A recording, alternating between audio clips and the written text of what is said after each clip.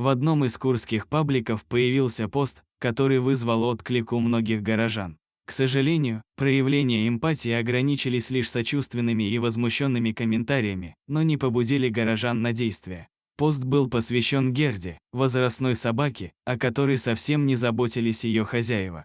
Герда жила впроголодь, об этом мы узнали позже, также она явно была больна и не получала никакого лечения. Собаку не пускали в теплое помещение даже на несколько минут, хотя причиной ее проблем со здоровьем было постоянное переохлаждение. Герда служила своим хозяевам 14 лет, но после того, как она постарела, они завели нового питомца, а Герду оставили тихо умирать на улице, прикованной к цепи. Когда волонтеры разговаривали с хозяевами Герды, они вели себя так, словно их это все совершенно не касается, словно речь идет о чужом животном. Девушки просили пустить Герду хотя бы в коридор, ведь на время лечения ей надо было находиться в тепле, но в ответ получили непонимание и даже возмущение. Если вы о ней так переживаете, забирайте, лечите, содержите в тепле. Нам она уже не нужна, она бесполезна, тем более, если ее надо в доме держать. Волонтеры оказались бессильны, ведь хозяева не собирались заниматься собакой, а у девушек просто не было денег на лечение, так же как мест на передержке или кураторов, которые были бы согласны помочь.